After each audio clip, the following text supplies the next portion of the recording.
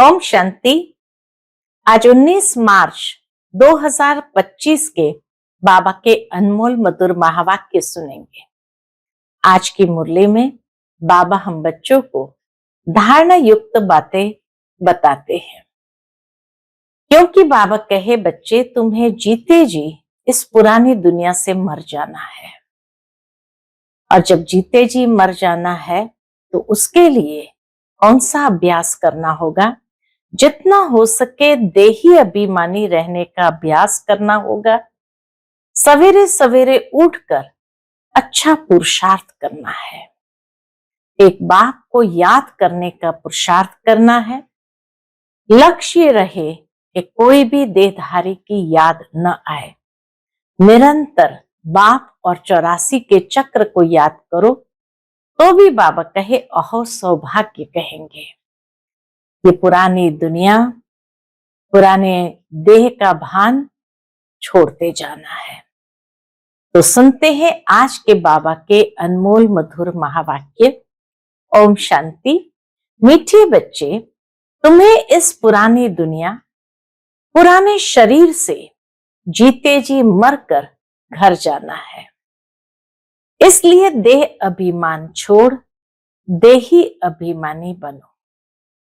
आज की मुरली से प्रश्न है, अच्छे अच्छे पुरुषार्थी बच्चों की निशानी क्या होगी। उत्तर, जो अच्छे पुरुषार्थी है वह सवेरे सवेरे उठकर देही अभिमानी रहने की प्रैक्टिस करेंगे। वह एक बाप को याद करने का पुरुषार्थ करेंगे। उन्हें लक्ष्य रहता है कि और कोई देहधारी याद न आए। निरंतर बाप और 84 के चक्र की याद रहे, यह भी अहो सौभाग्य कहेंगे। ओम शांति। अभी तुम बच्चे जीते जी मरे हुए हो। कैसे मरे हो?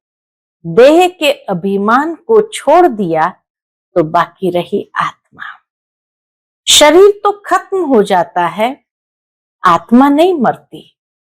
बाप कहते हैं, जीते जी अपने को आत्मा समझो और परम पिता परमात्मा के साथ योग लगाने से आत्मा पवित्र हो जाएगी। जब तक आत्मा बिल्कुल पवित्र नहीं बनी है तब तक पवित्र शरीर मिल न सके। आत्मा पवित्र बन गई तो फिर यह पुराना शरीर आप ही छूट जाएगा।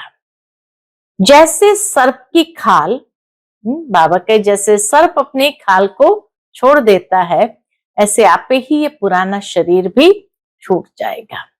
जैसे सर्प की खल ऑटोमेटिकली छूट जाती है, उनसे ममत्व मिट जाता है। वह जानता है हमको नई खल मिलती है, पुरानी उतर जाएगी। हर एक को अपनी अपनी बुद्धि तो होती है ना।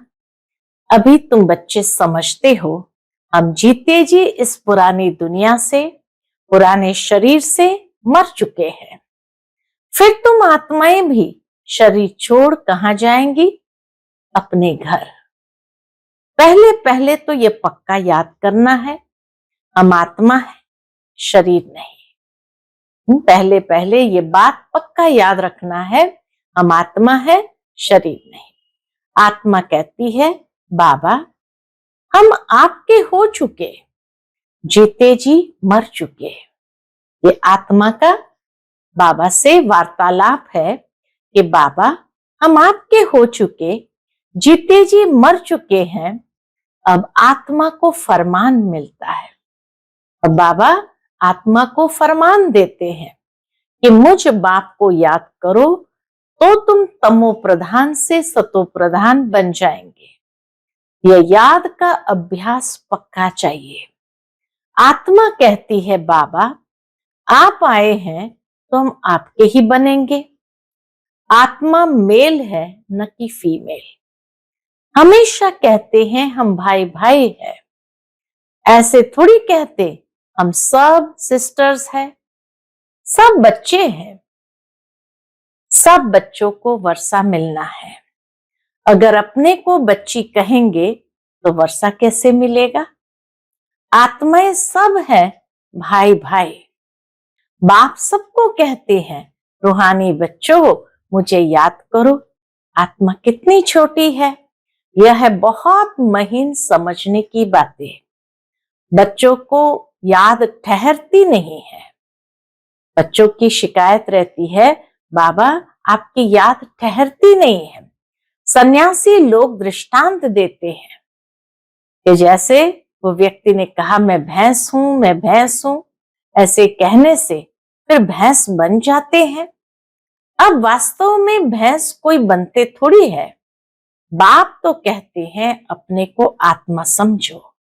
ये आत्मा और परमात्मा का ज्ञान तो कोई को है नहीं, इसलिए ऐसी ऐसी बातें कह देते हैं। अब तुमको देही अभिमानी बनना है।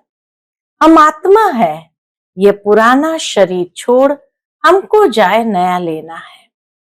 मनुष्य मुख से कहते भी है कि आत्मा स्टार है, भ्रुकुटी के बीच में रहती है, फिर कह देते अंगुष्ठ मिसल है। अब सितारा कहाँ, अंगुष्ठ कहाँ? आत्मा स्टार मिसल है, सितारा मिसल है, और कोई कहते अंगुष्ठ मिसल है। तो बाबा कहे कहाँ सितारा, कहाँ अंगुष्ठ? और फिर मिट्टी के शालिग्राम बैठ बनाते हैं। इतनी बड़ी आत्मा तो हो नहीं सकती। मनुष्य देह अभिमानी है ना, तो बनाते भी मोटे रूप में है। आत्मा को भी जैसे मोटे रूप में बना दिया। यह तो बड़ी सूक्ष्म महीनता की बातें हैं। भक्ति भी मनुष्य एकांत में बैठ, कोठी में बैठकर करते हैं।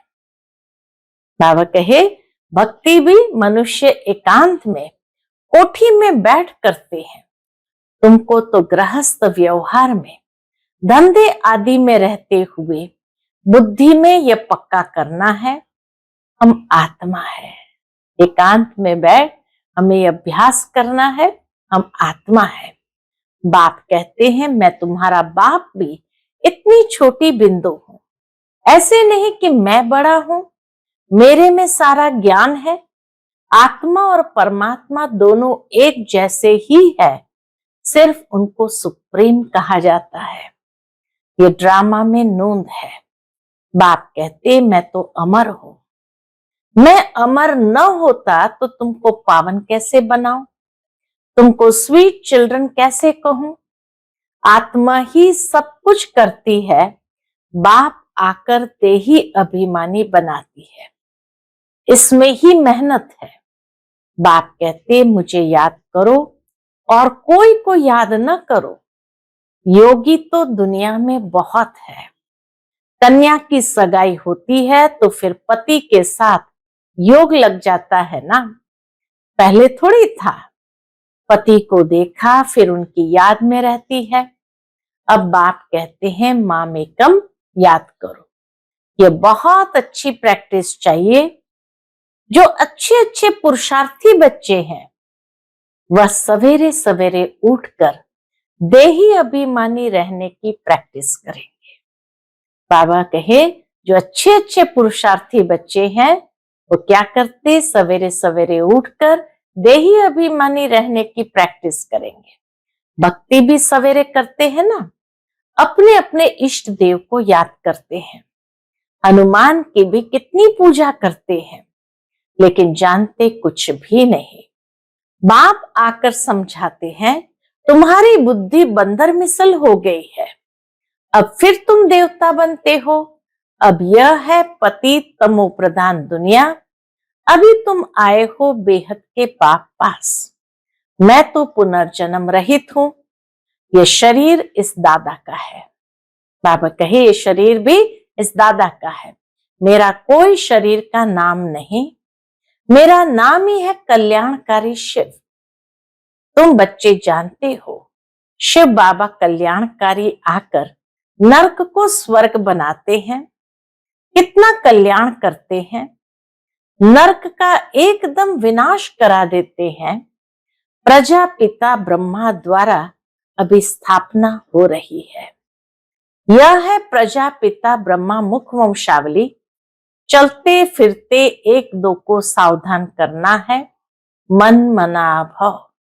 बाप कहते हैं मुझे याद करो तो विकर्म विनाश होंगे। पतित पावन तो बाप है ना। उन्होंने भूल से भगवान वाच के बदले श्री कृष्ण भगवान वाच लिख दिया है। भगवान तो निराकार है, उनको परमपिता परमात्मा कहा जाता है। उनका नाम है शिव। शिव की पूजा भी बहुत होती है। शिव काशी कहते रहते हैं। भक्ति मार्ग में अनेक प्रकार के नाम रख दिए हैं। कमाई के लिए अनेक मंदिर बनाए हैं। असली नाम है शिव। फिर सोमनाथ रखा है।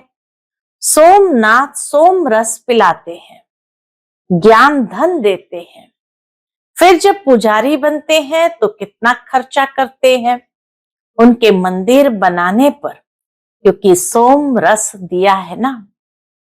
सोमनाथ के साथ सोमनाथिनी भी होगी। यथा राजा रानी तथा प्रजा, सब सोमनाथ सोमनाथिनी है। तुम सोनी दुनिया में जाते हो, वहां सोने की ईंटें होती है, नहीं तो दीवारें आदि कैसे बने। बहुत सोना होता है, इसलिए उनको सोने की दुनिया कहा जाता है। यह है लोहे की पत्थरों की दुनिया। स्वर्ग का नाम सुनकर ही मुख पानी हो जाता है। विष्णु के दो रूप लक्ष्मी नारायण अलग अलग बनेंगे ना। तुम विष्णुपुरी के मालिक बनते हो, अभी तुम हो रावणपुरी में। तो अब बाप कहते हैं सिर्फ अपने को आत्मा समझ मुझ बाप को याद करो। बाप भी परमधाम में रहते हैं, तुम आत्माएं भी परमधाम में रहती हो। बाप कहते हैं तुमको कोई तकलीफ नहीं देता हूं, बहुत सहज है।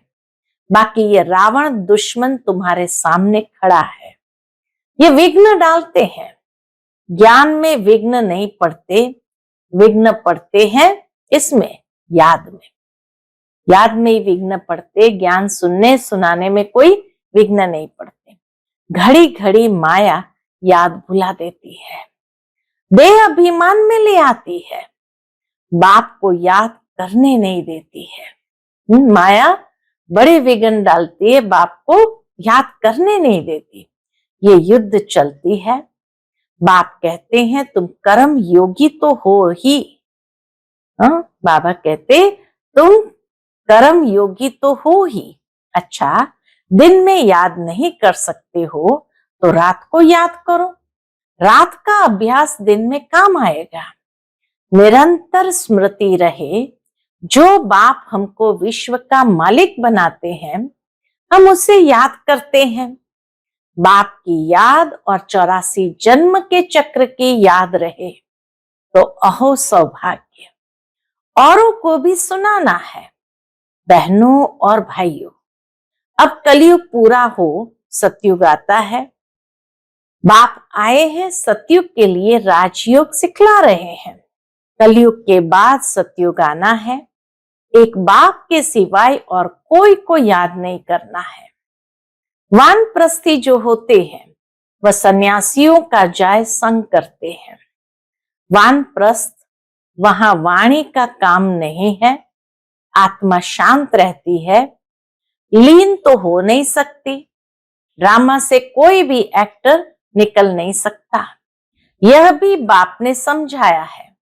एक बाप के सिवाय और कोई को याद नहीं करना है। देखते हुए भी याद न करो। ये पुरानी दुनिया तो विनाश हो जानी है, कब्रिस्तान है ना। मुर्दों को कभी याद किया जाता है क्या? पूछते बाबा, मुर्दों को कभी याद किया जाता है क्या? बाप कहते हैं ये सब मरे पड़े हैं। जैसे भगवान ने अर्जुन को दिखाया, ये सब मरे पड़े हैं, तुम तो निमित्त हो। तो ऐसे ही बाबा कहे ये सब मरे पड़े हैं, मैं आया हूं पतितों को पावन बनाए ले जाता हूं। यहां ये सब खत्म हो जाएंगे। आजकल बॉम्ब्स आदि जो भी बनाते हैं बहुत तीखे तीखे बनाते रहते हैं। कहते हैं यहाँ बैठे जिस पर छोड़ेंगे उस पर ही गिरेंगे। इतनी टेक्नोलॉजी साफ हो गई है, बैठे बैठे एक जगह से कमांड देंगे, यहां जाकर के ये गिरना चाहिए, तो वहां पर ही गिरेंगे। ये नूंद है। फिर से विनाश होना है। भगवान आते हैं, नई दुनिया के लिए राजयोग सिखला रहे हैं। यह महाभारत लड़ाई है जो शास्त्रों में गाई हुई है। बरोबर भगवान आए हैं स्थापना और विनाश करने। चित्र भी क्लियर है। तुम साक्षात्कार कर रहे हो, हम यह बनेंगे। यहां की ये पढ़ाई खत्म हो जाएंगी, वहां तो बैरिस्टर डॉक्टर आदि की दरकार होती नहीं। सतयुग में न डॉक्टर है न बैरिस्टर है, वहां इसकी दरकार नहीं होती। तुम तो यहाँ का वर्षा ले जाते हो, हुनर भी सब यहां से ले जाएंगे। मकान आदि बनाने वाले फर्स्ट क्लास होंगे तो वहां भी बनाएंगे। बाजार आदि भी तो होगी ना, काम तो चलेगा। यहां से सीखा हुआ अकल ले जाते हैं। साइंस से भी अच्छे अच्छे हुनर सीखते हैं, वह सब वहां काम आएंगे। बाबा के जो हुनर यहाँ सीखते हैं वह सब वहां काम आएंगे। प्रजा में जाएंगे। तुम बच्चों को तो प्रजा में नहीं आना है, तुम आए ही हो बाबा मम्मा के तख्त नशीन बनने। इतना बाबा हमें ऊंचा सम्मान देते हैं कि तुम्हें प्रजा नहीं बनना है, तुम आए हो बाबा मम्मा के तख्त नशीन बनने। बाप जो श्रीमत देते हैं उस पर चलना है। फर्स्ट क्लास श्रीमत तो एक ही देते हैं, कौन सी? कि मुझे याद करो। कोई का भाग्य अनायास भी खुल जाता है, कोई कारण निमित्त बन पड़ता है। कुमारियों को भी बाबा कहते हैं शादी तो बर्बादी हो जाएंगी, इस गटर में मत गिरो। क्या तुम बाप का नहीं मानेंगे? बाबा कहे क्या तुम बाप का नहीं मानेंगे? स्वर्ग की महारानी नहीं बनेंगे? अपने साथ प्रण करना चाहिए कि हम उस दुनिया में कभी नहीं जाएंगे, उस दुनिया को याद भी नहीं करेंगे। शमशान को कभी याद करते हैं क्या? यहां तो तुम कहते हो कहां ये शरीर छूटे तो हम अपने स्वर्ग में जाएं। अब 84 जन्म पूरे हुए, अब हम अपने घर जाते हैं। औरों को भी यही सुनाना है। यह भी समझते हो बाबा बिगर सतयुग की राजाई कोई दे नहीं सकते। इस रथ को भी कर्म भोग तो होता ही है ना। बाबा कहे इस रथ को भी, ब्रह्मा बाबा के शरीर में भी कर्म भोग तो होता है ना। बाप दादा की भी आपस में कभी कभी रूरियान चलती है। क्या रूरियान चलती है? ये बाबा कहते हैं बाबा आशीर्वाद कर दो। ब्रह्मा बाबा शिव बाबा से कहते हैं बाबा आशीर्वाद कर दो। खांसी के लिए कोई दवाई करो या छू मंत्र से उड़ा दो। कहते हैं तो शिव बाबा क्या कहते हैं? नहीं, ये तो भोगना ही है। यह तुम्हारा रथ लेता हूं, उसके एवज में तो देता ही हूं, बाकी यह तो तुम्हारा हिसाब किताब है। तुम्हारा हिसाब किताब तो तुमको ही चुकता करना होगा। यानी ब्रह्मा बाबा को भी बाबा ने कोई आशीर्वाद दे करके छू मंत्र नहीं किया हिसाब किताब को, तो बाकी और किसको करेंगे? अंत तक कुछ न कुछ होता रहेगा। ब्रह्मा बाबा को भी कहा शिव बाबा ने अंत तक कुछ न कुछ होता रहेगा। तुम्हें आशीर्वाद करूं तो सब पर करना पड़े, क्योंकि शिव बाबा के लिए तो सब बच्चे एक समान है। तो इसीलिए शिव बाबा ब्रह्मा बाबा से कहे तुम्हें आशीर्वाद करूं तो सब पर करना पड़े।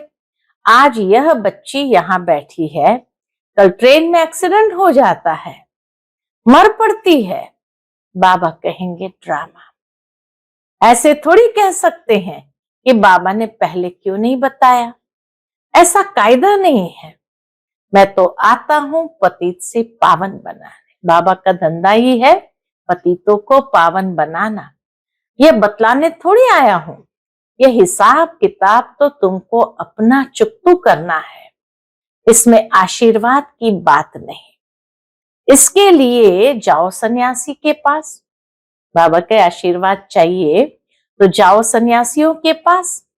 बाबा तो बात ही एक बताते हैं। बाबा तो बात ही एक बताते हैं।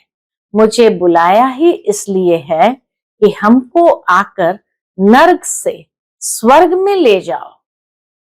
गाते भी है हे पतित पावन सीताराम, परंतु अर्थ उल्टा निकाल दिया है। फिर राम की बैठ महिमा करते हैं, रघुपति राघव राजा राम। बाप कहते इस भक्ति मार्ग में तुमने कितने पैसे गंवाए हैं। एक गीत भी है ना, क्या कौतुक देखा। उस समय का एक गीत होगा, क्या कौतुक देखा, देवियों की मूर्तियां बनाए पूजा कर फिर समुद्र में डुबो देते हैं। अब समझ में आता है कितने पैसे बर्बाद करते हैं। फिर भी यह होगा। बाबा कहे फिर भी यह होगा। सतयुग में तो ऐसा काम होता ही नहीं। सेकंड बाय सेकंड की नोंद है। कल्प बाद फिर यही बात रिपीट होगी। ड्रामा को बड़ा अच्छी रीति समझना चाहिए। अच्छा, कोई जास्ती नहीं याद कर सकते हैं तो बाप कहते हैं सिर्फ अलफ और बे, बाप और बादशाही को याद करो। अंदर में यही धुन लगा दो कि हम आत्मा कैसे 84 का चक्र लगाए आई है। चित्रों पर समझाओ, बहुत सहज है। यह है रूहानी बच्चों की रूरिहान। बाप रूरिहान करते ही है बच्चों से, और कोई से तो कर न सके। जो बाप को जानते ही नहीं तो उनसे बाबा कैसे रूरिहान करेंगे। बाप कहते अपने को आत्मा समझो, आत्मा ही सब कुछ करती है। बाप याद दिलाते हैं तुमने 84 जन्म लिए हैं, मनुष्य ही बने हैं। जैसे बाप ऑर्डिनेंस निकालते हैं कि विकार में नहीं जाना है, ऐसे यह भी ऑर्डिनेंस निकालते हैं कि किसको रोना नहीं है। बाबा ऑर्डिनेंस निकालते किसी को भी रोना नहीं है। सतयुग त्रेता में कभी कोई रोते नहीं, छोटे बच्चे भी नहीं रोते हैं। रोने का हुक्म नहीं, वह है ही हर्षित रहने की दुनिया। उसकी प्रैक्टिस सारी यहां करनी है। सदा हर्षित रहने की प्रैक्टिस यहां करनी है। अच्छा, मीठे मीठे सिक्किलदे बच्चों प्रति माता पिता बाप दादा का याद प्यार और गुड मॉर्निंग। रूहानी बाप की रूहानी बच्चों को नमस्ते। हम सब रूहानी बच्चों की रूहानी माता पिता बाप दादा को याद प्यार, गुड मॉर्निंग और नमस्ते नमस्ते। शुक्रिया बाबा, शुक्रिया। आज की मुरली से धारणा के लिए मुख्य सार है। पहली पॉइंट, बाप से आशीर्वाद मांगने के बजाय याद की यात्रा से अपना सब हिसाब किताब चुकता करना है, पावन बनने का पुरुषार्थ करना है। इस ड्रामा को यथार्थ रीति समझना है। दूसरी पॉइंट, इस पुरानी दुनिया को देखते हुए भी याद नहीं करना है। कर्म योगी बनना है, सदा हर्षित रहने का अभ्यास करना है, कभी भी रोना नहीं है। आज का बाप दादा का मधुर वरदान हम बच्चों के प्रति है, प्रवृत्ति में रहते मेरेपन का त्याग करने वाले सच्चे ट्रस्टी मायाजीत भव। प्रवृत्ति में रहते मेरेपन का त्याग करने वाले सच्चे ट्रस्टी मायाजीत भव। जैसे गंदगी में कोई कीड़े पैदा होते हैं, जैसे गंदगी में कीड़े पैदा होते हैं, वैसे ही जब मेरापन आता है तो माया का जन्म होता है। मायाजीत बनने का सहज तरीका है स्वयं को सदा ट्रस्टी समझो। ब्रह्मा कुमार माना ट्रस्टी। ट्रस्टी की किसी में भी अटैचमेंट नहीं होती, क्योंकि उनमें मेरापन नहीं होता। गृहस्थी समझेंगे तो माया आएगी और ट्रस्टी समझेंगे तो माया भाग जाएगी। इसलिए न्यारे होकर फिर प्रवृत्ति के कार्य में आओ तो माया प्रूफ रहेंगे। आज का स्लोगन है, जहां अभिमान होता है वहां अपमान की फीलिंग जरूर आती है। जहां अभिमान होता है वहां अपमान की फीलिंग जरूर आती है। आज का अव्यक्त इशारा है, सत्यता और सभ्यता रूपी कल्चर को अपनाओ।